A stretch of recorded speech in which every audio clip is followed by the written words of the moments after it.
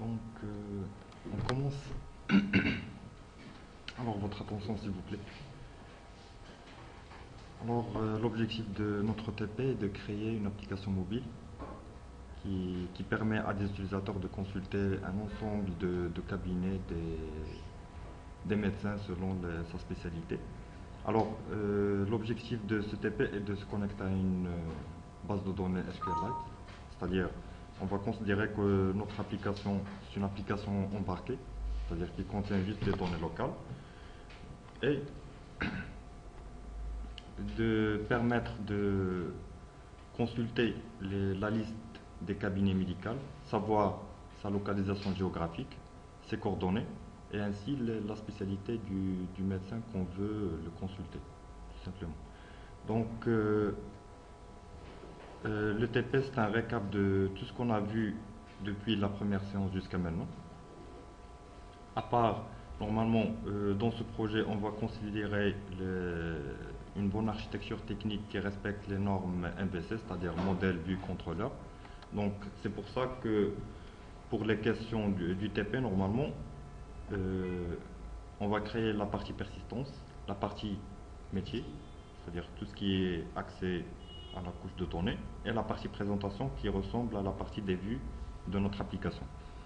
Donc, on va commencer tout d'abord par créer un projet mobile. Alors, notre projet, on va le nommer M Cabinet, c'est-à-dire Mobile Cabinet.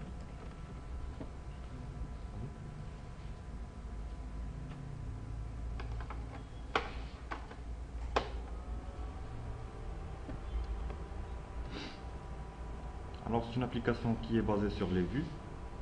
Et pour les plateformes cibles, on va utiliser Apple iOS, BlackBerry Tablet OS et Google Android. Donc, c'est une application qui est embarquée. Donc, on ne va pas utiliser les architectures client-serveur.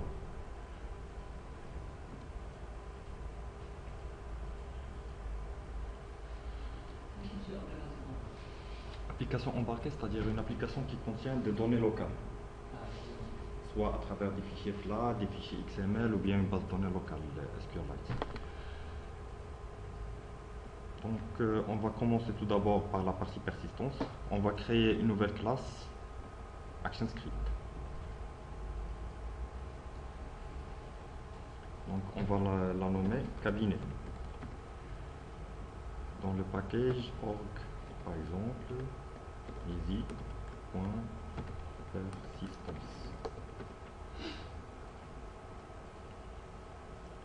Alors, normalement, un cabinet il est caractérisé par un ID et les deux types int, le nom complet de type string, la spécialité et les deux types string, l'adresse du cabinet, le numéro de téléphone et la géolocalisation, c'est-à-dire les latitudes et longitudes du cabinet. Alors, comme ça, pour qu'on puisse le consulter à travers Google Maps, c'est-à-dire ça vient par la suite.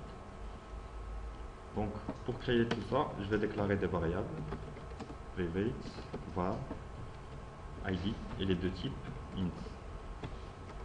Ensuite, private, var, nom complet, c'est-à-dire le nom du médecin qui gère le cabinet, et les deux types string. Private, var, spécialité.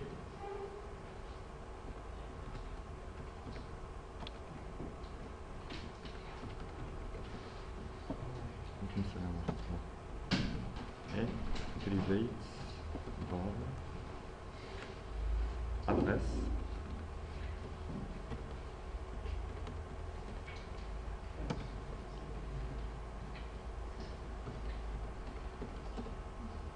دونك كون كنقسم كل لغه الدور عليهم واحد بواحد. شاف شريف شاف كون كنقسم كل لغه الدور عليهم واحد بواحد سمعني.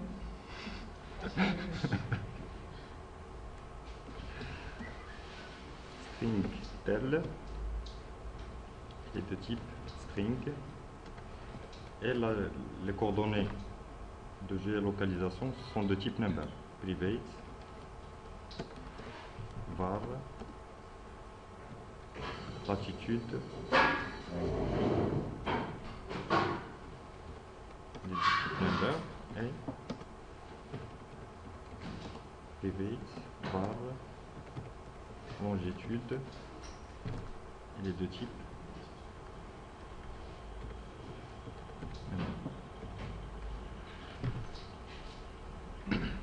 La deuxième étape, c'est de générer les getters et les setters de ces attributs-là. Alors, je vais sélectionner la ligne pour générer le getters.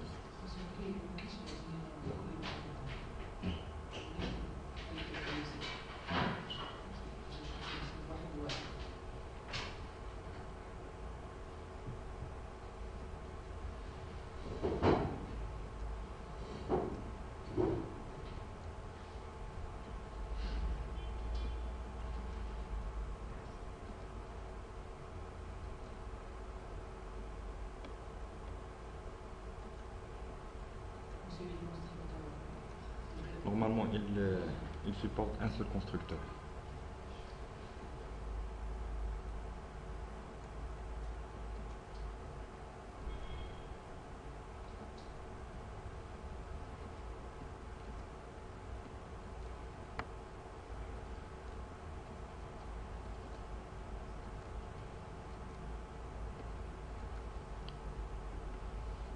Et la deuxième étape, on va passer au constructeur. Donc, on va créer un constructeur avec tous les paramètres.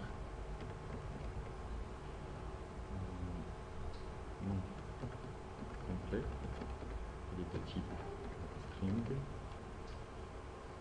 spécialité,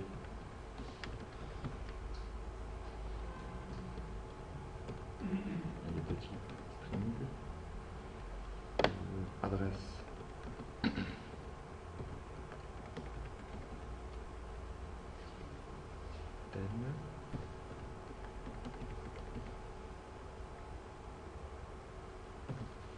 longitude, il est de type number, et longitude,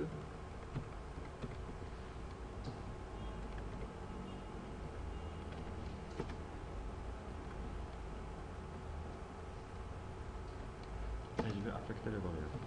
ID égale nom complet égale nom complet, spécialité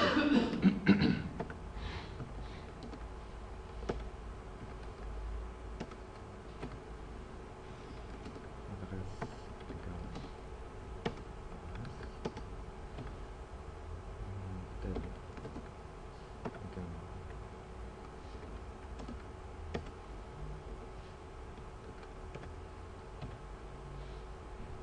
longitude égale.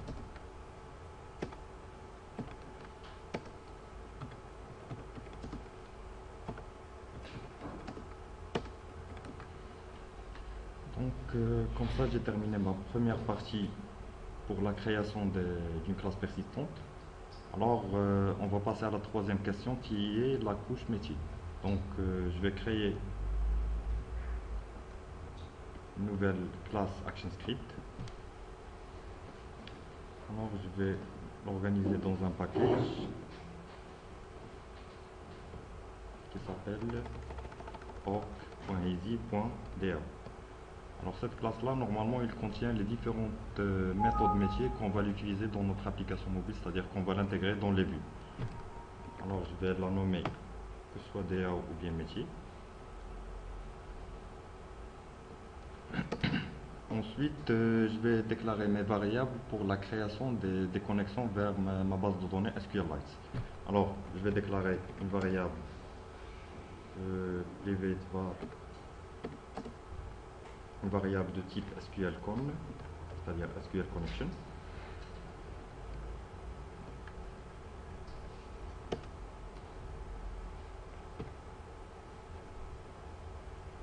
Ensuite, une variable pour SQL Statements, parce que la plupart je vais les utiliser dans les différentes méthodes de la classe DA, donc je ne vais pas les redéclarer encore une fois pour chaque méthode.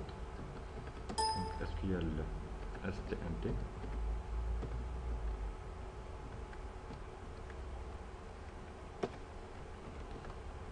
et je vais déclarer une variable. Non, je vais déclarer le fichier de base de données. Donc je vais le déclarer comme étant une variable publique, dbFile par exemple, égale, elle est de type file, égale file, point, application storage directory, c'est-à-dire que je ne vais pas me soucier pour le type de système d'exploitation parce que chaque système d'exploitation a sa propre gestion de fichiers. Donc pour moi, en tant que développeur, c'est-à-dire je dois savoir juste le nom du fichier ou bien c'est-à-dire le nom de l'objet de fichier. Point resolve. Alors je vais nommer mon fichier, c'est cabinet, par exemple, .db.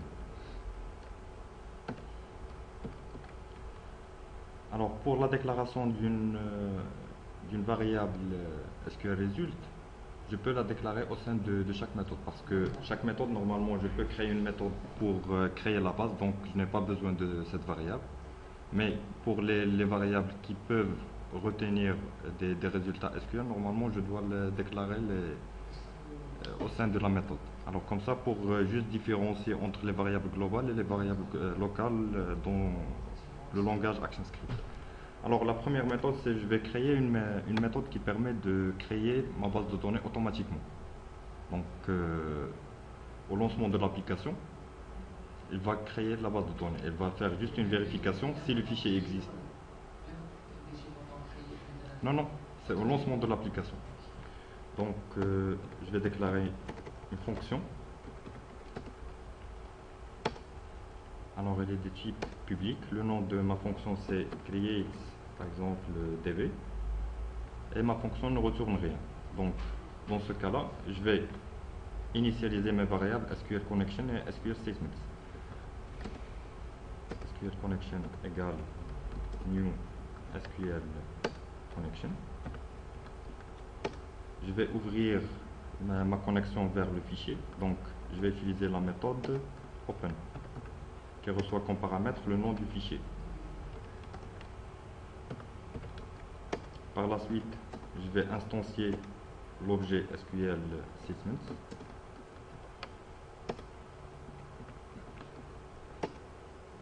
Et je vais affecter une nouvelle connexion SQL com. Par la suite, je vais créer ma requête. Donc en utilisant l'attribut texte du SQL statements. Égal. Non, c'est pour créer la base. Pour créer les tables plutôt. Donc j'ai déjà le script SQL. Elle est là.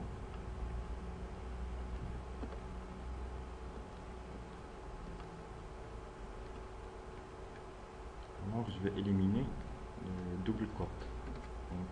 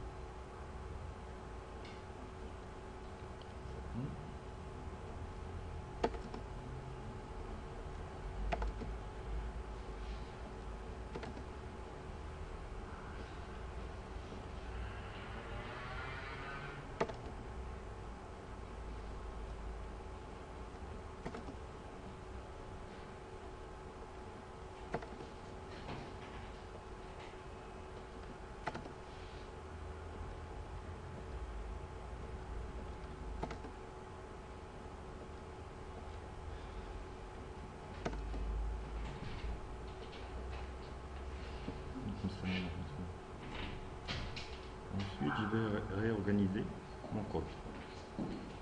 Alors, il y a une petite erreur au niveau de saisie, c'est-à-dire auto-increment contient un espace.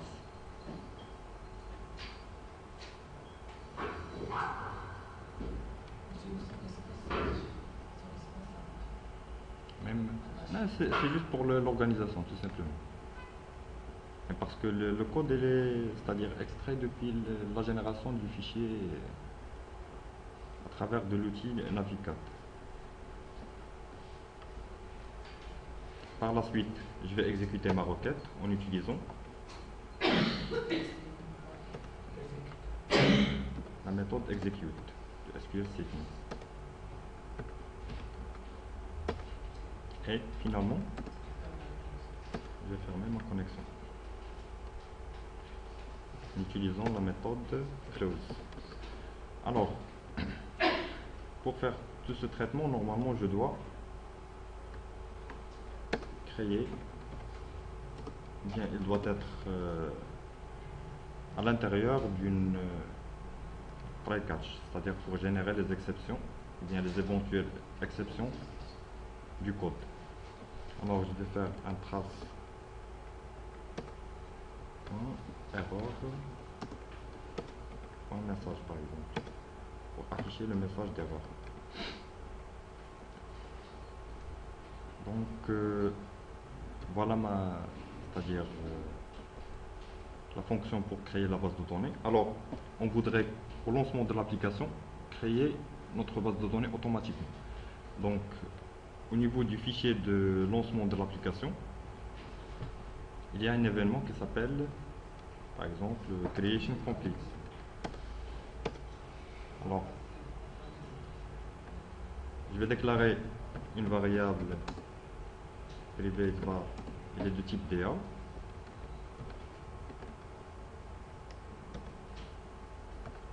Je vais l'instancier.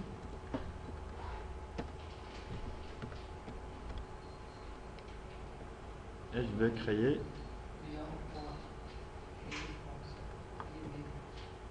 DA.create.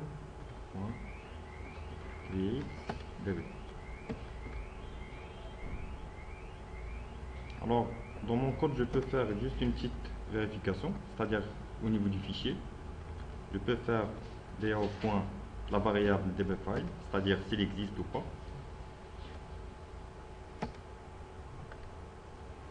Si le fichier n'existe pas, normalement, il va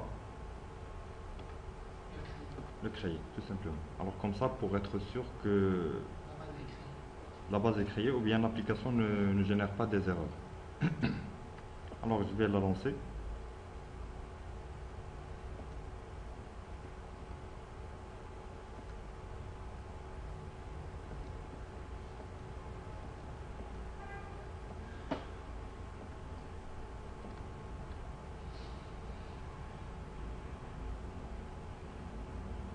C'est bon. Donc je peux vérifier le fichier de données. Normalement, si vous utilisez un système Vista, le fichier de données de SQLite normalement se trouve dans le répertoire utilisateur.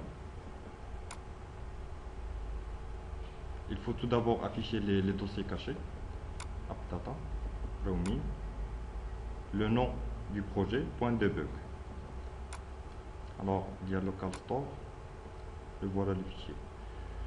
Donc, je vais faire une petite connexion vers ma base de données à travers SQLite. Je vais nommer ma connexion cabinet. Dans le fichier, je vais copier le chemin.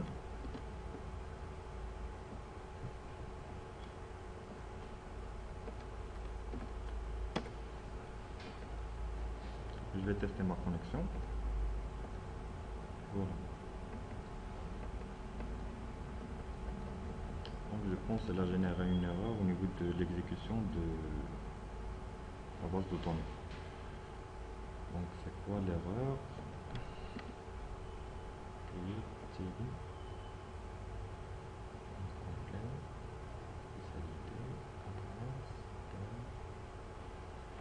Non, je vais recommencer. Je vais supprimer. Normalement parce que la table n'est pas créée.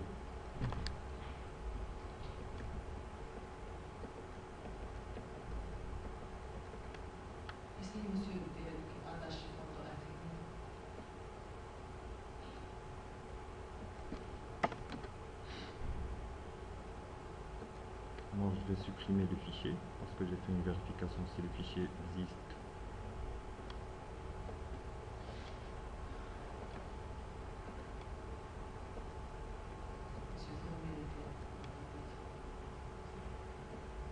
Non, l'application est fermée.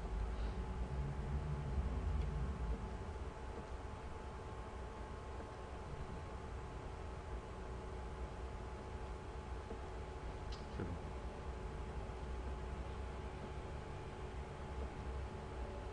Je vais réouvrir ma connexion. Et voilà.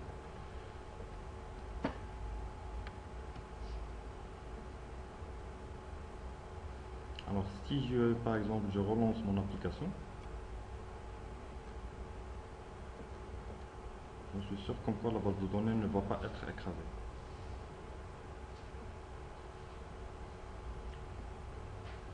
La deuxième, c'est de faire importer les données. Donc je vais copier le code insert input, je vais créer une nouvelle requête vers ma base. Yeah.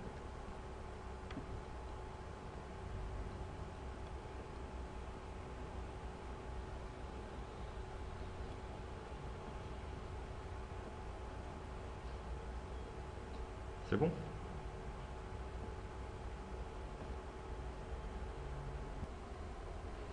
Alors la deuxième partie, c'est de créer une méthode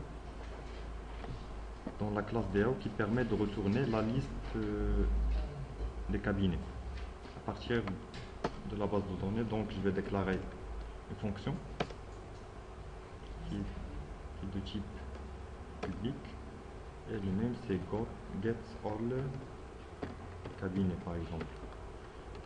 Qui retourne, normalement il va retourner un array list ou bien array collection. Alors comme ça pour l'associer directement au data provider de la liste. Alors normalement cette erreur c'est juste comme quoi cette méthode ne retourne rien. Je vais déclarer une variable qui s'appelle cabinet qui est de type array collection égale new array collection et je vais le retourner return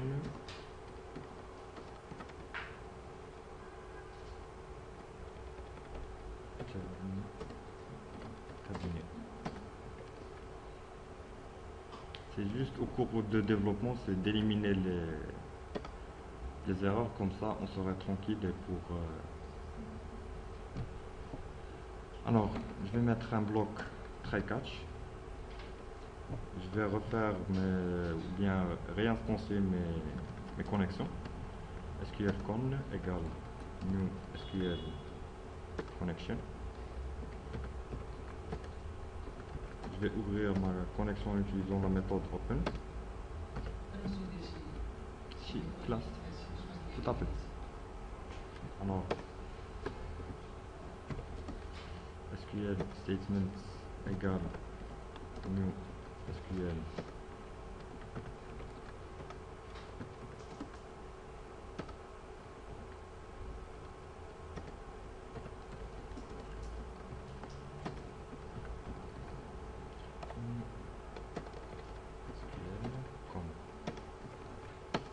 et je vais écrire ma requête.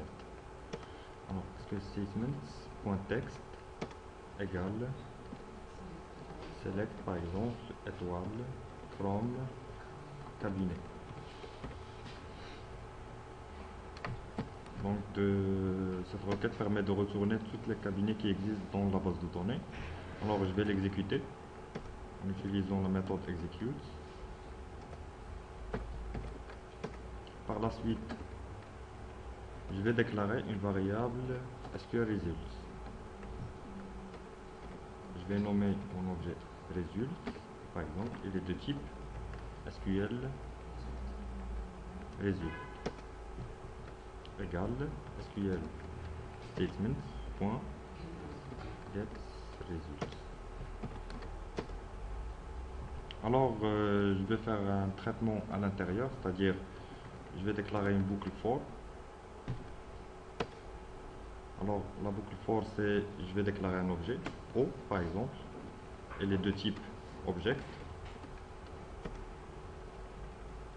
in cabinet.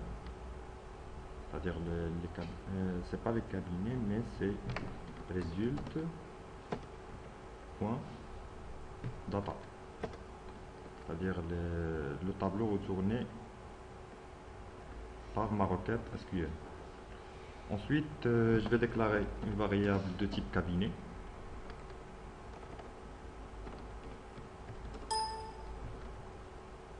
Égale cabinet au point l'ID au point nom complet au point adresse au point télé, parce que télé c'est le champ de colonne qui existe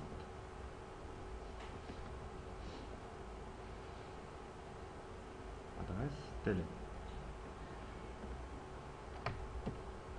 C'est pas de l'attribut de l'objet cabinet ou bien de la classe persistante cabinet. En plus, au point attitude et au point longitude.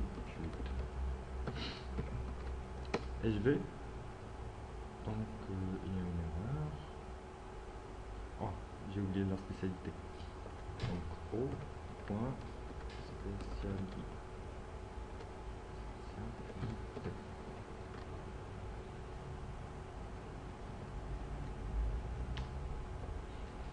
Donc je vais ajouter le cabinet créé à l'objet de type array collection. Donc je vais utiliser la méthode cabinet.addItem qui reçoit comme argument le cabinet. Par la suite, je vais fermer la connexion. Et voilà. Donc dans la partie vue, en mode création, je vais rajouter un composant liste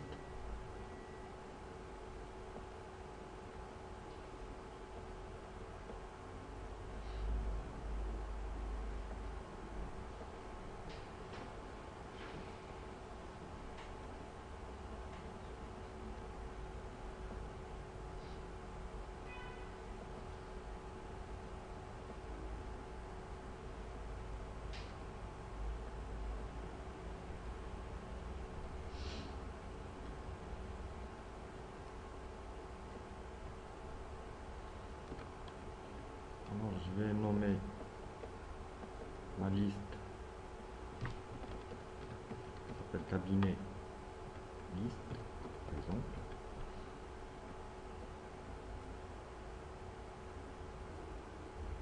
Et en mode source,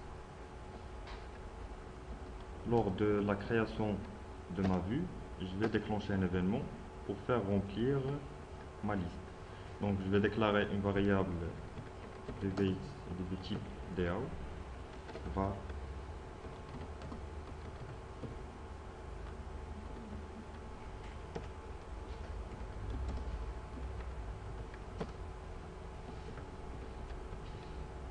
par la suite.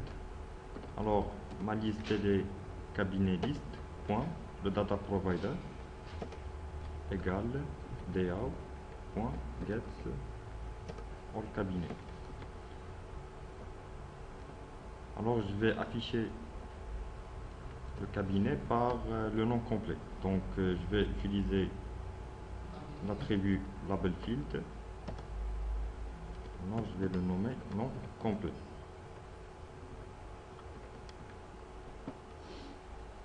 Et je vais tester mon application.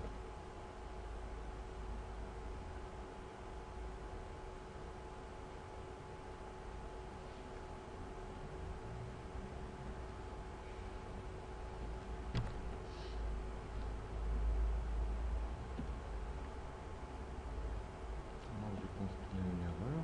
Je vais l'afficher. Trace égale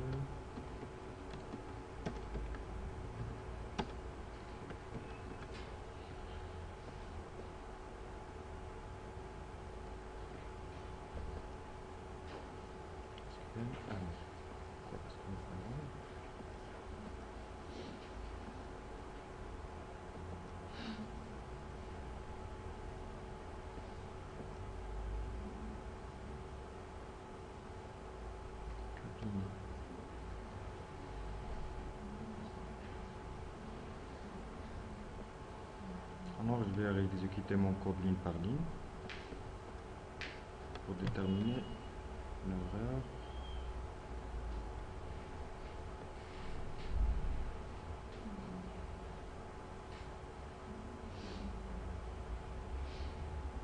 Ah oui, parce que j'ai pas spécifié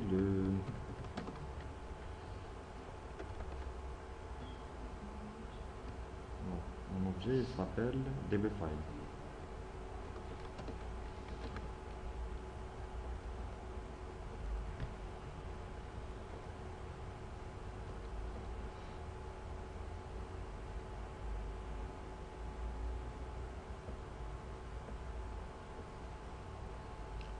Alors une troisième fonction, je peux retourner par exemple faire un critère de recherche pour chercher juste au niveau de ma liste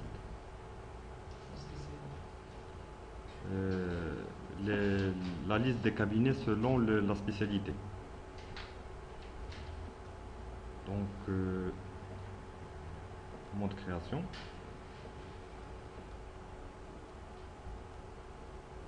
Je peux rajouter un text field par exemple.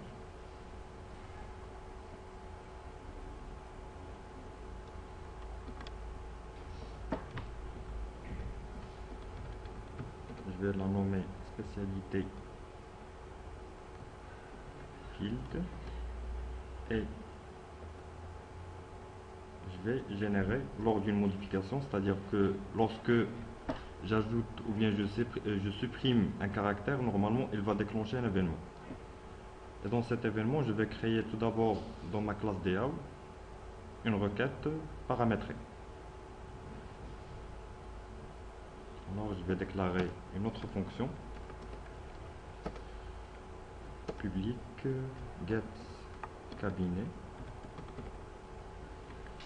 by spécialité par exemple.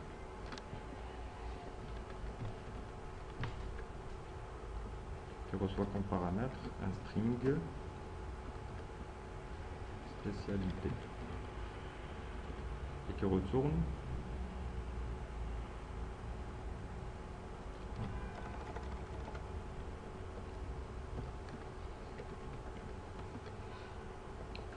un array collection.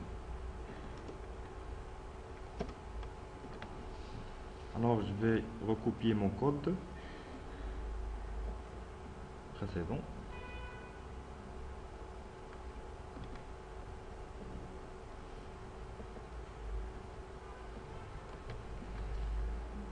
et je vais le coller en rajoutant un critère dans la clause where spécialité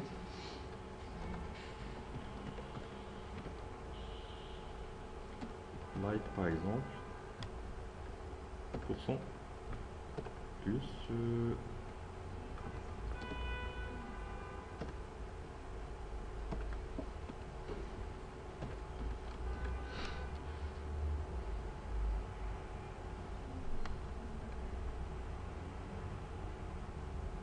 et au niveau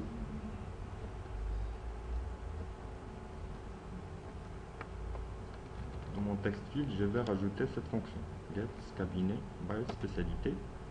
Alors je vais passer comme paramètre le texte retourné par le text field. Donc spécialité f.text.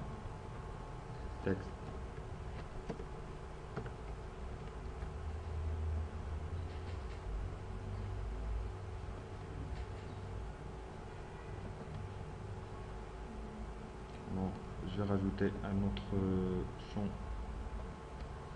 pour par exemple un nom de médecin qui s'appelle Ali et les cardio par exemple.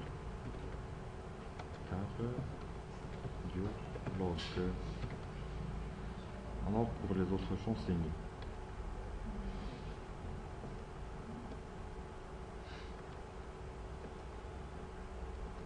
Et je vais tester mon application. Alors pour les généralistes,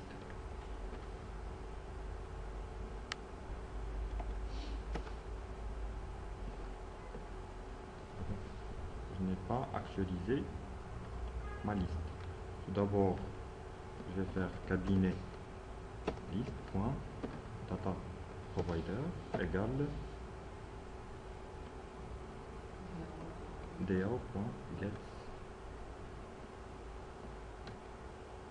Je vais réexécuter mon code.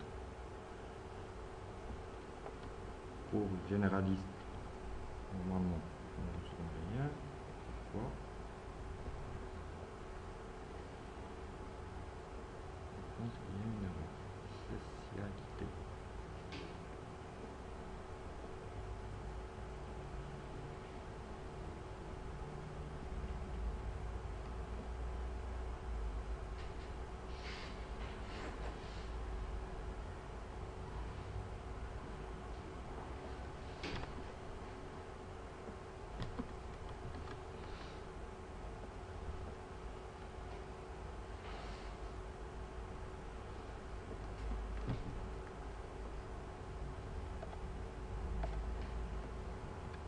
Cardio.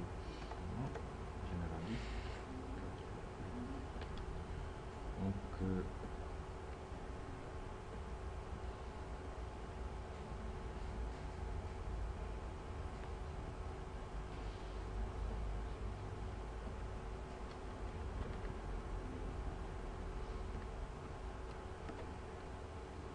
c'est bon. Donc, parce que je dois faire accent avec généraliste. Donc, E ne retourne rien. Et G contient dans le, c'est-à-dire ce caractère se trouve dans cardiologue et généraliste. Donc ma fonction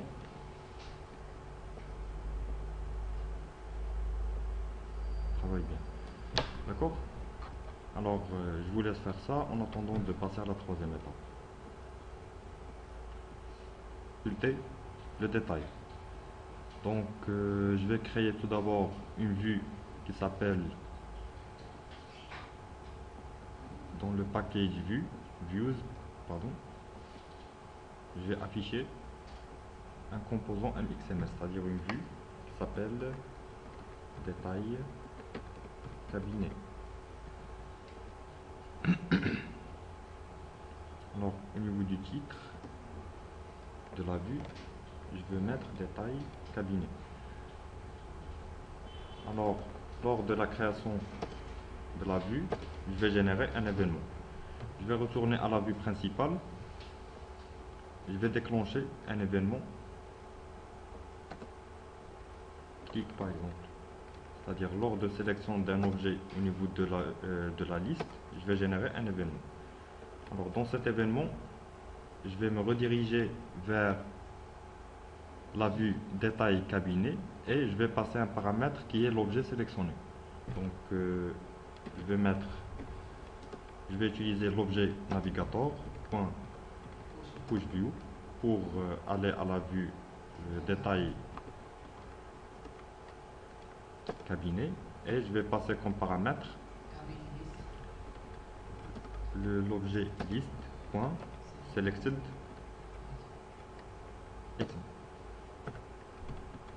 Alors dans le détail cabinet, je vais en mode création, je vais créer un bouton retour pour retourner à la vue précédente dans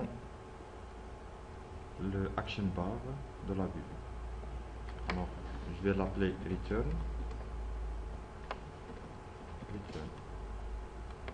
DT1 comme quoi c'est un bouton. Alors lors d'un clic, je vais générer un événement pour retourner à la vue précédente. Je vais le nommer navigator.popView.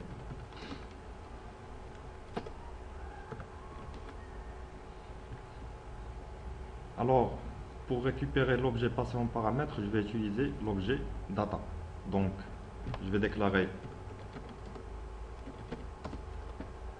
un objet cabinet égal et les deux types cabinet. En mode création, je vais l'instancier. Cabinet égal new cabinet. Alors je vais utiliser data.id, data.nom complet et data.spécialité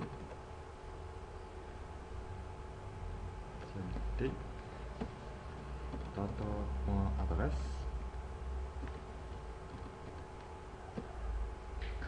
data.tel tel parce que j'utilise l'objet tel de la classe persistante parce que l'objet passé en paramètre elle est de type cabinet. Data.latitude et data.longitude.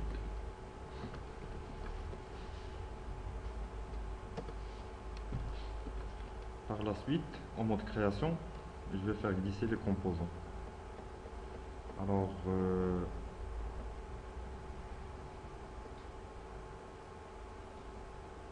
je vais mettre des labels.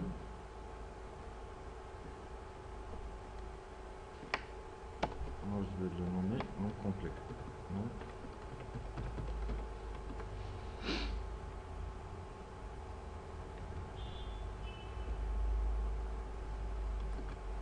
Alors, je vais rajouter un autre label pour la spécialité.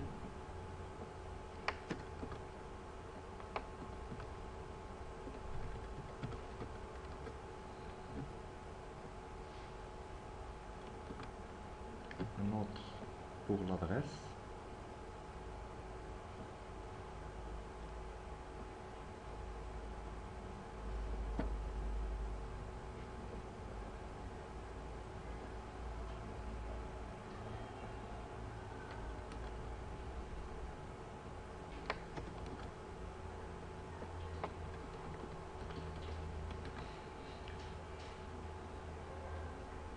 Un autre label pour le téléphone.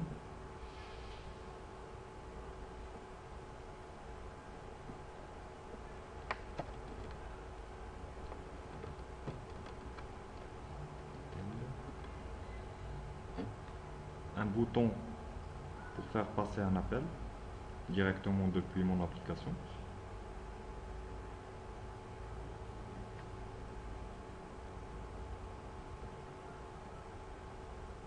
Je vais le nommer appel qui a un ID call. Et je vais générer un événement lors d'un clic.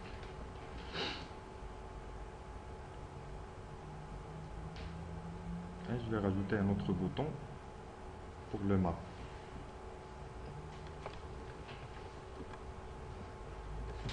Je vais le nommer map. Map, je vais générer un événement. D'accord. En mode création,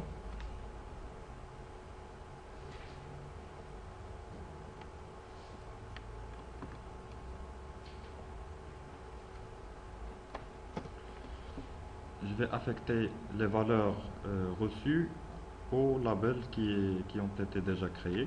Donc au niveau de non complet, et les deux types label, point texte égale cabinet point non complet. Alors pour la spécialité qui est de type label, point texte égale cabinet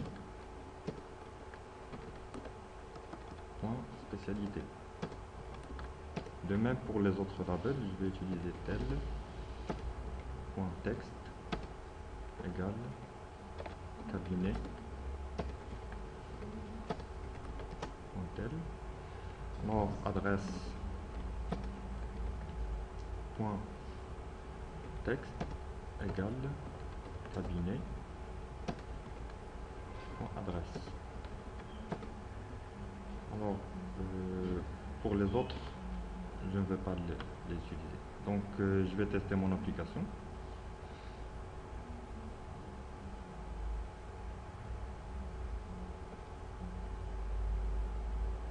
Donc c'est Adil Nebula, il est généraliste, voilà l'adresse et voilà le numéro de téléphone. Donc pour faire un appel, lors de clic sur le bouton appel, je vais générer un événement. Alors cet événement, je vais utiliser l'objet navigate URL. Alors je vais utiliser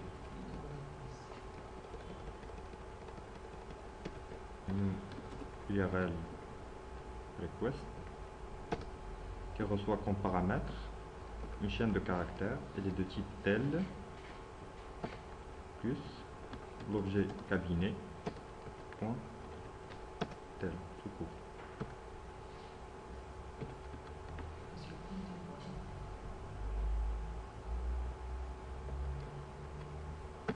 Tel deux points.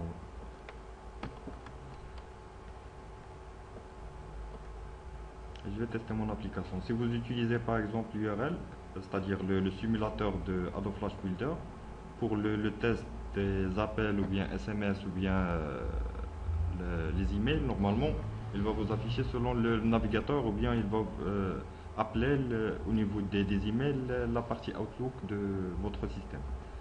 Donc, alors pour cela, elle est mode return.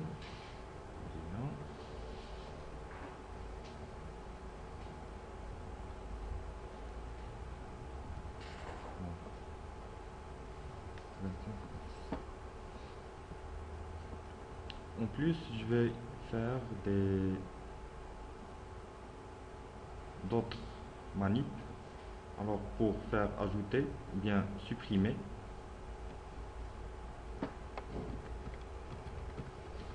ce cabinet là. Alors c'est sup btn. Alors c'est juste pour créer des méthodes pour les manipulations. Je vais générer un événement. Je vais rajouter une autre méthode qui s'appelle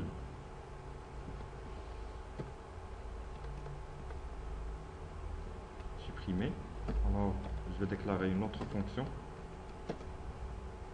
qui est de type public. Alors c'est sup cabinet. Je reçois comme paramètre un objet cabinet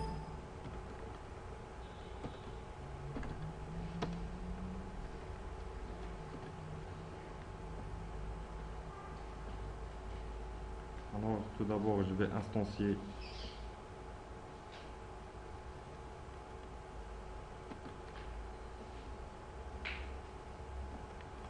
les variables de connexion. Par la suite, je vais créer ma requête SQL égale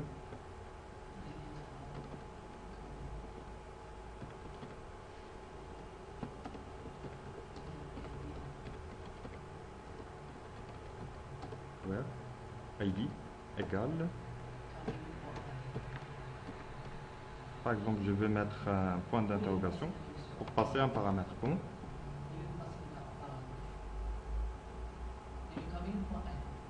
Oui, mais ça, je peux par exemple faire des requêtes paramétrées ou bien passer ce qu'on appelle des paramètres au niveau du SQL Statements. C'est pour juste traiter les deux cas. Donc je vais utiliser SQL Statements.parameters. Alors parameters normalement c'est juste pour le premier index qui est 0 égale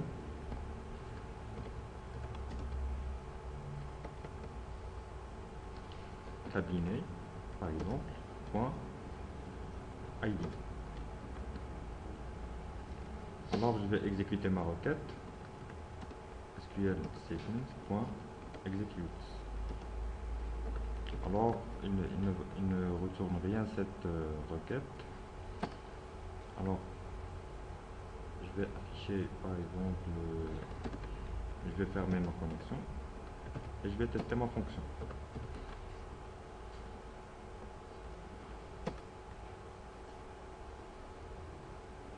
Alors je vais ajouter le bloc try catch pour traiter les exceptions.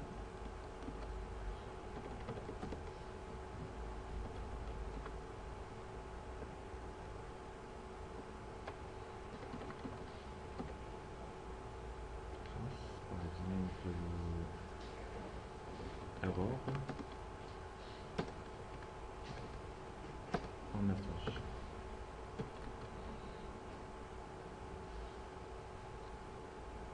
Alors, au niveau de la vue, surtout au niveau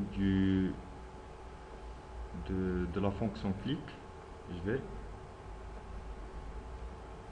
d'abord créer une variable du type DAO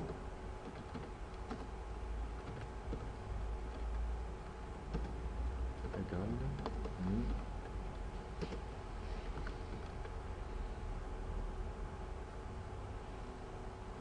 Je vais faire tout d'abord appeler la fonction supprimer sur cabinet qui reçoit comme paramètre l'objet cabinet. En plus, je vais retourner à la vue précédente bien la vue qui contient la liste des autres. Alors je vais utiliser navigateur point popview.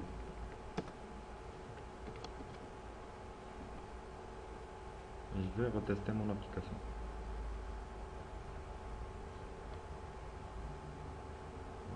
Je vais éliminer tout d'abord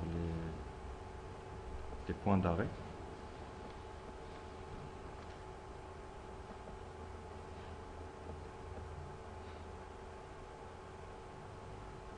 Alors je vais utiliser ça et je vais le supprimer.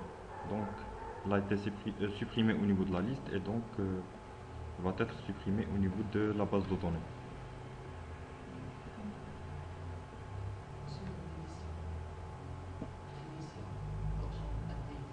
Update, normalement, au niveau conceptuel de l'application, vaut mieux par exemple de la vue détail, au lieu d'utiliser des labels, vaut mieux utiliser des text inputs ou bien des text fields. Alors comme ça, on peut, lors de la première, avant de cliquer sur modifier, les textes sont grisés, c'est-à-dire qu'on ne peut pas modifier. Alors lorsque vous cliquez par exemple sur modifier, c'est-à-dire les composants vont être éditables. Bien. On peut faire les changements et sauvegarder on peut la faire. D'accord. Juste dire l'enregistrement de dire les étapes par la suite. Alors je vais mettre